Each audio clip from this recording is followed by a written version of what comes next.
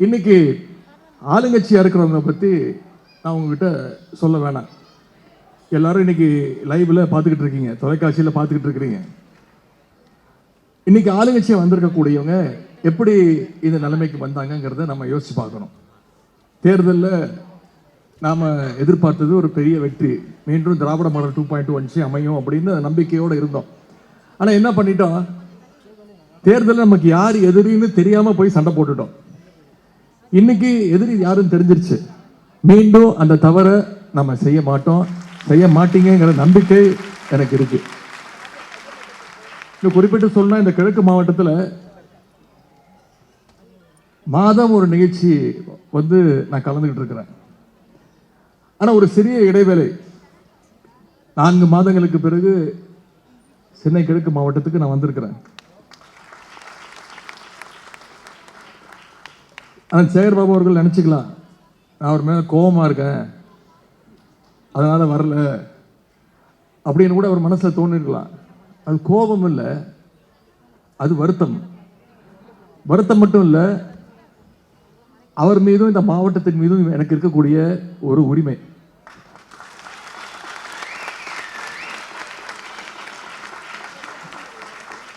எத்தனையோ காரணங்கள் சொல்லலாம். வெற்றி வாய்ப்பை நாம இழந்ததுக்கு எத்தனையோ காரணங்களை நம்ம தேடி கண்டுபிடிச்சிடலாம். சினிமா மாயை, கவர்ச்சி, இளம் தலைமுறையினர் சோசியல் மீடியாவிலையும் போன்லையும் முழுக்க முழுக்க ஒரு கவர்ச்சியால் ஈர்க்கப்பட்டு திராவிட மாடல் அரசுடைய திட்டங்கள், நம்முடைய தலைவருடைய திட்டங்கள்லாம், சாதனைகள்லாம் போய் இந்த இளம் தலைவர்கிட்ட போய் சேரல, அதனால இந்த வெற்றி வாய்ப்பை இழந்துட்டோம், இப்படி எத்தனையோ காரணங்களை சொல்லி நம்மளை நாமே சமாதானப்படுத்திக்கலாம். எவ்வளவு யார் என்ன சொன்னாலும் கொளத்தூர் தொகுதியுடைய வெற்றியை, தோல்வியை, வெற்றி வாய்ப்பை இழந்திருக்கோம், கொளத்தூர் தொகுதியுடைய தோல்வியை நம்மளால ஏற்றுக்க முடியுமா? அந்த தோல்வியை தயவு செய்து யாரும் மறந்துடக்கூடாது. அது நமக்கெல்லாம் ஒரு மிகப்பெரிய ஒரு பாடமாக நம்ம எடுத்துக்கணும், மனசுல எடுத்துக்கணும். அடுத்த தேர்தலில் நிச்சயம் அந்த தோல்விகளை எல்லாம் மிகப்பெரிய வெற்றியாக மாற்றி காட்ட வேண்டும். அதை நிச்சயம் கிழக்கு மாவட்டம் செஞ்சு காட்டுவீங்க அப்படிங்கிற நம்பிக்கை எனக்கு இருக்கிறது. இன்றைக்கு இருக்கக்கூடிய ஆட்சியாளர்கள் இன்னைக்கு அவங்க ஆட்சியை பிடிச்சிருக்கலாம், முதலமைச்சர் பொறுப்புல உட்கார்ந்துருக்கலாம், அமைச்சர்கள்லாம் உட்கார்ந்துருக்கலாம். ஆனா ஆட்சிக்கு வர்றதுக்கு முன்னாடி அவங்களுக்கு ஆட்சிக்கு வருவோங்கிற நம்பிக்கை இல்லை. ஒரு மிகப்பெரிய விபத்து போல இந்த தேர்தல் நடந்து முடிஞ்சிருக்கு. ஏன் இன்னும் சொல்லப்போனா மக்கள் முழுமையாக அவங்கள தேர்ந்தெடுக்கல, முழு மெஜாரிட்டியோட வந்து உட்கார்ந்துருக்காங்களான்னு பார்த்தீங்கன்னா அதுவும் கிடையாது. ஒரு கட்சியை ஆட்சியை பிடிக்கணும்னா 118 சீட்டுகள் பிடிக்கணும். இப்ப இருக்கக்கூடிய ஆட்சியாளர்கள் வெறும் 108 சீட்டு மட்டும்தான் ஜெயிச்சாங்க. இன்னும் சொல்ல போனா நம்முடைய தலைவர் பேரை சொல்லி நம்முடைய உடன்பிறப்புகள் களத்துல வேலை பார்த்து வெற்றி பெற்றவங்களுடைய தயவுல தான் இன்னைக்கு இந்த ஆட்சி நடந்துட்டு இருக்கு. நாம தைரியமா சொல்லலாம், நம்மளோட தயவுல தான் இன்னைக்கு இந்த ஆட்சி நடந்துட்டு இருக்கு. தலைவருடைய தயவுல தான் இன்னைக்கு இந்த ஆட்சி நடந்துட்டு இருக்கு. நம்மளுடைய தலைவர் போட்ட பிச்சையில தான் இன்னைக்கு இந்த ஆட்சி நடந்துட்டு இருக்கு.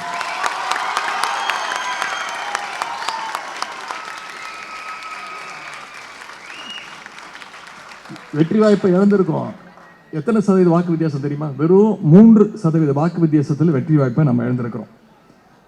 எப்படி ஆட்சியை பிடிச்சாங்க? ஆட்சிக்கு வந்தோடனே தொலைக்காட்சியில் பார்த்தீங்க தொடர்ந்து என்னென்ன நடந்துச்சு. தினமும் பனிஷ்மெண்ட் மாதிரி கவர்னர் போய் சந்திச்சுட்டு வந்துட்டு இருந்தார். இன்றைக்கு இருக்கக்கூடிய முதலமைச்சர் போய் இன்னைக்கு கூப்பிடுவீங்களா, நாளைக்கு கூப்பிடுவீங்களா அப்படின்னு கேட்டுக்கிட்டே இருந்தார். ஏன்னா நம்பர்ஸ் இல்லை. அதன் பிறகு அதிமுக இருக்கக்கூடிய தலைவர்களுக்கு, சட்டமன்ற உறுப்பினருக்கு தொடர்ந்து சோஃபா போச்சு. சோஃபா பின்னாடியே முதலமைச்சர் போனார், வால் பிடிச்சிட்டு போனார். அதிமுக தலைவர்களுக்கு மட்டும் இல்ல, நம்மளோட கூட்டணி வச்சுக்கிட்ட, நம்மளோடு சேர்ந்து தேர்தலில் வெற்றி பெற்ற சில கட்சி தலைவர்களுக்கும் சோஃபா போச்சு. ஆட்சிக்கு வர்றதுக்கு முன்னாடி என்ன சொன்னாங்க? ஊழலை ஒழிப்போம், ஒரு மாற்றத்தை உண்டாக்குவோம்னு சொல்லி ஆட்சிக்கு வந்தாங்க. ஆனா இன்னைக்கு வந்து என்ன பண்ணிட்டு இருக்கிறாங்க? நம்ம தலைவர் கொண்டு வந்த திட்டங்களோட பெயர்களை மாத்திக்கிட்டு இருக்கிறாங்க. மாற்றம்னு சொல்லி இன்னைக்கு பெயர் மாற்றம் நடந்துகிட்டு இருக்கு இந்த ஆட்சியில். எங்கு பார்த்தாலும் ஊழல், மிகப்பெரிய மாற்றம் சொல்லி நீங்க மிகப்பெரிய ஒரு ஏமாற்றத்தை இந்த அரசு கொடுத்துட்டு இருக்கு. இன்னைக்கு இவங்க ஆட்சி எந்த லட்சணத்தில் நடந்துட்டு இருக்கு நாம கூட சொல்லல. அவங்களோட கூட்டணி வச்சிருக்கக்கூடிய ஆதரவு கொடுத்திருக்கக்கூடிய கம்யூனிஸ்ட் இயக்கத்தோடர்கள் அவங்க இன்னைக்கு குரல் கொடுக்க ஆரம்பிச்சிருக்கிறாங்க. இந்த ஆட்சியுடைய அநியாயத்தெல்லாம் பேச ஆரம்பிச்சிருக்கிறாங்க. தமிழ்நாட்டில் எங்க பார்த்தாலும் இன்னைக்கு சட்டம் ஒழுங்கு எந்த நிலைமையில் இருக்குன்னு உங்களுக்கு தெரியும்.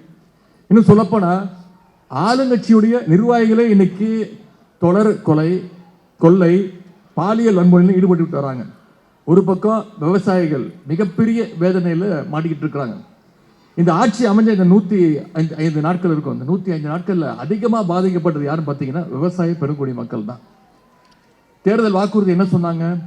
வாங்கின பயிர்க்கடன் அனைத்தையும் தள்ளுபடி செய்வோம், ஆட்சிக்கு வந்து அடுத்த நிமிஷம் எல்லாத்தையும் புரட்டி போடுவோம், முழு பயிர்க்கடன் தள்ளுபடின்னு சொன்னாங்களா இல்லையா? இன்னைக்கு 25வது நாள் ஒரு அறிவிப்பு, படங்களுக்கு திரைப்படங்களுக்கு போஸ்டர் அடிக்கிற மாதிரி 25வது நாள் ஒரு அறிவிப்பு, 50வது நாள் ஒரு அறிவிப்பு, 100வது நாள் ஒரு அறிவிப்புன்னு முதலமைச்சர் ஃபேஸ் பை ஃபேஸா அறிவிச்சிட்டு இருக்கிறார். விவசாயிகளுடைய பிரச்சனையை பேசுனதுக்காக என்ன கைது பண்ணாங்க? அரசு செலவில் தஞ்சாவூர் வரைக்கும் என்னை கூட்டிட்டு போய் ரோட் ஷோ நடத்தி காட்டினது தான் இந்த அரசனுடைய ஒரு சாதனை. என்ன மட்டும் இல்லை, மூத்த உறுப்பினர்கள், அமைச்சர் பெருமக்கள், முன்னாள் அமைச்சர் பெருமக்கள்லாம் தொடர்ந்து கைது செஞ்சுட்டு இருக்கிறாங்க. அது மட்டும் இல்லை, இந்த ஆட்சியாளருடைய கண்களை உறுத்துறது இன்னைக்கு இளம் தலைமுறையினர் நிறைய பேர் நம்முடைய தலைவர் பக்கம், நம்முடைய கழகத்தின் பக்கம் ஈர்க்கப்பட்டு வராங்க. ஜென்சி தலைமுறையினர் வராங்க, தொடர் கூட்டங்கள் நடத்துறாங்க. அவங்க மேலேயும் டார்கெட் செய்யப்பட்டு இந்த ஆட்சியாளர்கள் தொடர்ந்து வழக்குகளை பதிவு செஞ்சு அவங்களே கைது செஞ்சுட்டு இருக்கிறாங்க. இதையெல்லாம் எதிர்த்து தான் இன்னைக்கு நாம தமிழ்நாட்டு மக்களுக்காக தொடர்ந்து போராடிக்கிட்டு இருக்கோம், குரல் கொடுத்துக்கிட்டு இருக்கோம். தமிழ்நாட்டு மக்களுடைய பிரச்சனைகளை நாங்கள் சட்டமன்றத்தில் எழுப்பிக்கிட்டு இருக்கோம். அதுக்கு முதலமைச்சர் ஏதாவது ஒரு கேள்விக்கு பதில் சொல்றாரான்னு நீங்க யோசிச்சு பார்க்கணும். ஒரு அமைச்சரவையில் கிட்டத்தட்ட ஒரு 30 அமைச்சர்கள் இருக்கிறாங்க. ஆனா இந்த அமைச்சரவையில் பார்த்தீங்கன்னா வெறும் 3 அமைச்சர்கள் தான். எந்த அமைச்சர் கேள்வி கேட்டாலும் இந்த 3 அமைச்சர்கள் தான் பதில் சொல்வது வழக்கம். நான் தொடர்ந்து சொல்லிட்டு இருக்கிறது, அமைச்சர்கள் யாருன்னு எங்களுக்கு தெரியல. ஏன்னா ஒவ்வொரு துறைக்கு ஒரு அமைச்சர் பதில் சொன்னாதான் நமக்கு தெரியும். சட்டமன்ற உறுப்பினர் யாருன்னு தெரியல. இதை நான் சொல்லும் போது கிண்டல் பண்றேன்னு சொன்னாங்க.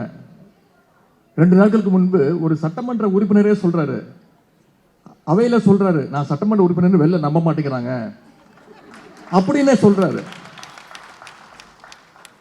இப்படிப்பட்ட ஒரு ஆட்சி இன்னைக்கு நடந்துட்டு இருக்கு. கேள்வி எழுப்பினா எந்த துறை அமைச்சர்கிட்டையும் அது சம்பந்தமான பதிலே கிடையாது. டைவர்ஷன் டாக்டிக்ஸ் தான், மடை மாற்றுறது.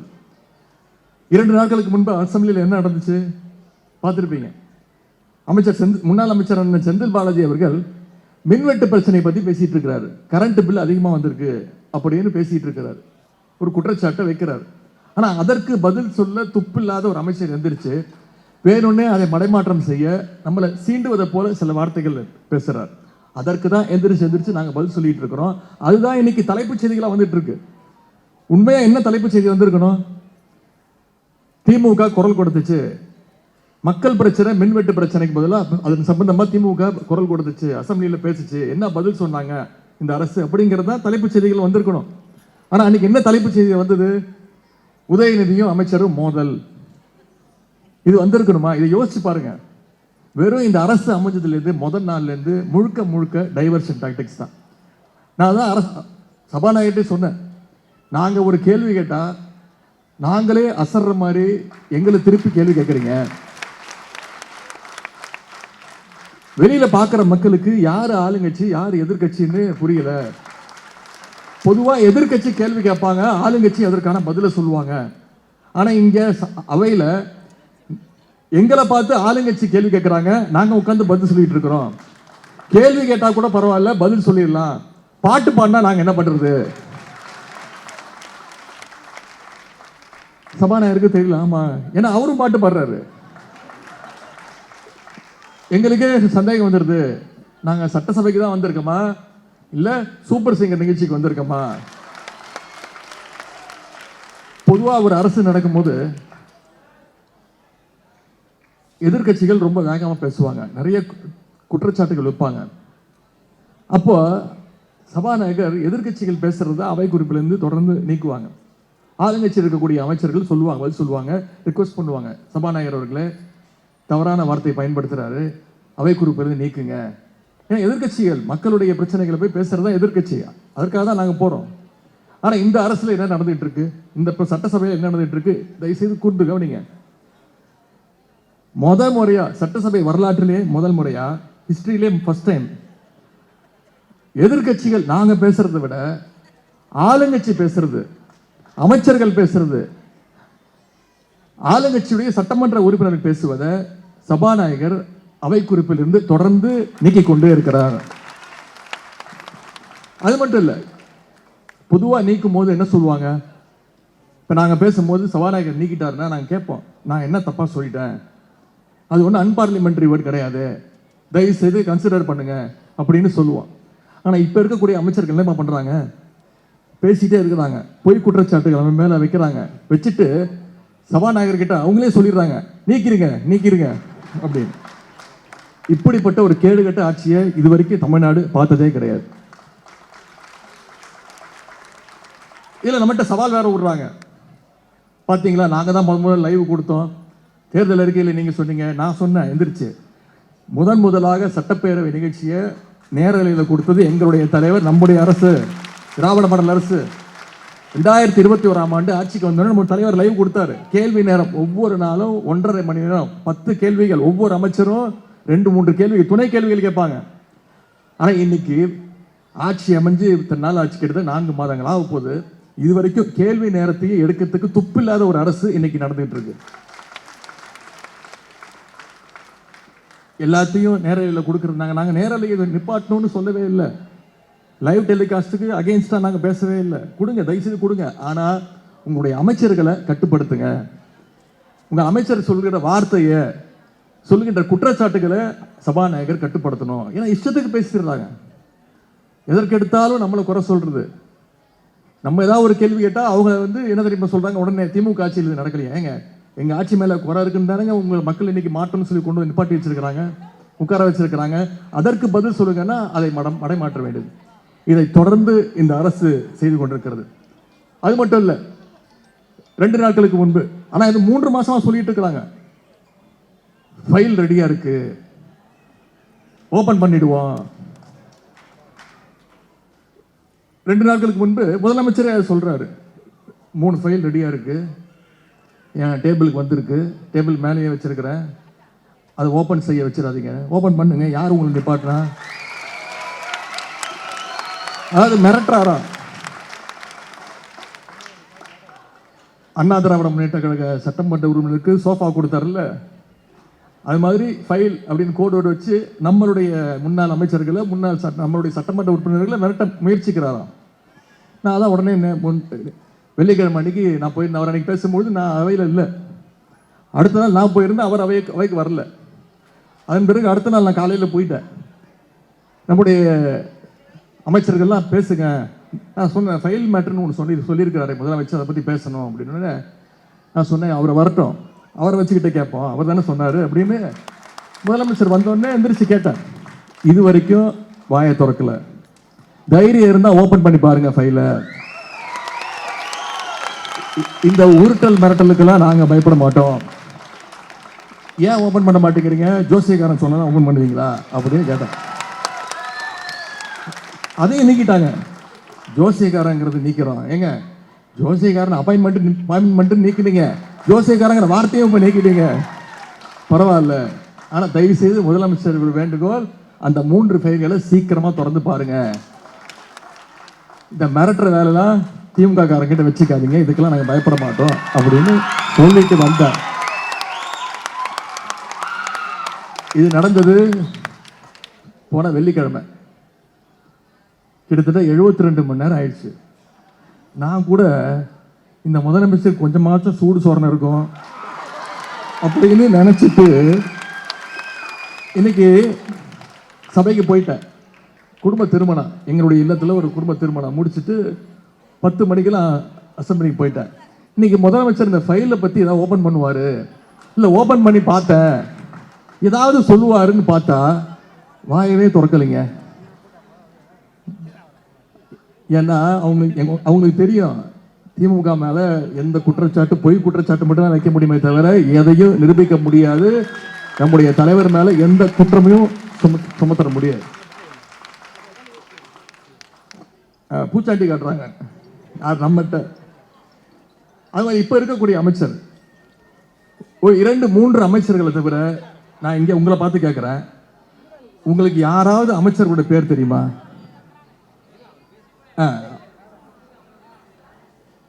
அது போற இடத்துல எல்லாம் பட்டப்பேர் வச்சுதான் கூப்பிடுறாங்க. பட்டப்பேர் சொன்னாதான் இன்னைக்கு எல்லாருக்கும் பிளாக்ல லாட்டரி டிக்கெட் விற்கிறது ஒரு அமைச்சர், முறுக்கு அமைச்சர், திருட்டு விசிடி வைக்கிற அமைச்சர், உருட்டுக்கட்ட அமைச்சர், சங்கி அமைச்சர், இப்ப அவர் ஃபேமஸ் ஆயிட்டாரு, சங்கி அமைச்சர், பவுடர் அமைச்சர்,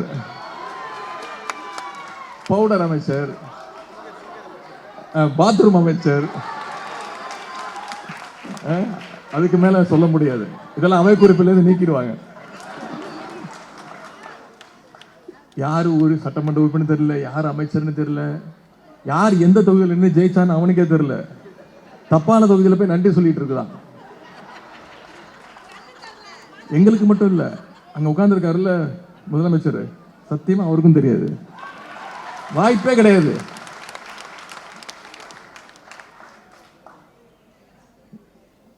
எம்எல்ஏக்கள் யாருன்னு தெரியாது, எம்எல்ஏ கூட பேரும் தெரியாது. இந்த லட்சணத்துல எல்லா எம்எல்ஏக்களுக்கும் அரசு மக்களுடைய வரி பணத்துல கார் வாங்கி தரப்படுறாராம். ஆனா நம்முடைய தலைவர் தெளிவா ஒரு முடிவு எடுத்தாரு. ஆட்சிக்கு வந்ததுன்னா முதல் நாள் பதவி பிரமாணம் எடுத்துக்கும் போது என்ன சொன்னீங்க? திமுக கஜானாவை தொடச்சு வச்சுட்டு போயிட்டாங்க, அரசு கிட்ட பணமே கிடையாது அப்படின்னு இந்த முதலமைச்சர் சொன்னாரா இல்லையா? இப்போ எங்க இருந்து கார் வாங்குறதுக்கு பணம் வந்துச்சு?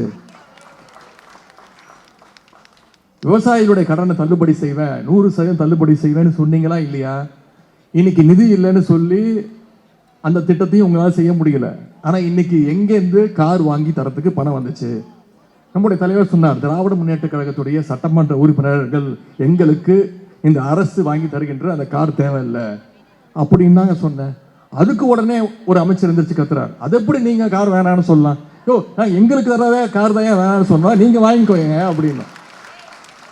எதற்கு எடுத்தாலும் டீலிமிட்டேஷன் அப்படின்னு இன்னைக்கு நமக்கு பாடம் எடுக்கிறாங்க. இந்த டீலிமிட்டேஷனை, தொகுதி மறுவரையறையை எதிர்த்து இந்தியாவிலே குரல் கொடுத்த முதல் இயக்கம் திராவிட முன்னேற்ற கழகம். குரல் கொடுத்த நம்முடைய தலைவர் எப்போ 2024ஆம் ஆண்டு தீர்மானம் நிறைவேற்றிருக்கிறோம். சென்ற வருடம் சட்டமன்றத்தில் தீர்மானம் நிறைவேற்றிருக்கிறோம். நம்முடைய தலைவர் அந்த டிராஃப்ட் பில்ல தெருவில் இறங்கி அதை கொளுத்தி போட்டார். அந்த பில்லை எதிர்ப்பு தெரிவிச்சோம். நாம எதிர்ப்பு தெரிவிச்ச காரணத்தினால்தான் ஏப்ரல் மாசம் அந்த திட்டத்தையே பாஜக கைவிட்டுச்சு. நம்முடைய தலைவரும் நானும் அது எரிச்சேன், தொகுதி மறுவரை அந்த டிராஃப்ட் பில்ல. இன்னைக்கு நமக்கு இந்த அரசு பாடம் எடுத்துட்டு இருக்கு. எனவே இந்த அரசுக்கு ஒரு சரியான பாடத்தை கற்றுக் கொடுக்க வேண்டிய நேரத்தில் நிச்சயம் நீங்க செய்வீங்கன்ற அந்த நம்பிக்கை எனக்கு இருக்கு. நம்முடைய தலைவர் தமிழ்நாட்டை வளர்கின்ற மாநிலங்களில் முதல் இடத்துக்கு கொண்டு வந்து வச்சார். 11.19% வளர்ச்சியோடு நம்முடைய தலைவர் அவர்கள் தமிழ்நாட்டை கொண்டு வந்து நிப்பாட்டினார். இன்னைக்கு தமிழ்நாட்டுடைய வளர்ச்சி இன்னைக்கு மிகப்பெரிய ஒரு பாதாளத்துக்கு போயிட்டு இருக்கு. எனவே இதற்கெல்லாம் ஒரு சரியான விடிவு காலம் நிச்சயம் வெகு விரைவில் பிறக்கும் என்று கூறிக்கொண்டு வாய்ப்பளித்த அண்ணன் சேகர்பாபு அவர்களுக்கு மீண்டும் என்னுடைய நன்றியை தெரிவித்து, தமிழ்நாட்டை காப்பாற்ற வேண்டிய, பாதுகாக்க வேண்டிய பொறுப்பு எங்களுக்கு மட்டுமல்ல, இங்கே வந்திருக்கக்கூடிய உங்க அத்தனை பேருக்கும் சேர்ந்து இருக்கிறது என்பதை தெரிவித்து, நலத்திட்ட உதவிகளை பெற்ற அத்தனை பேருக்கும் மீண்டும் என்னுடைய வாழ்த்துக்களை தெரிவித்து வாய்ப்புக்கு நன்றி கூறி விடைபெறுகின்றேன். கலைஞர் புகழ் ஓங்கட்டும். நன்றி, வணக்கம்.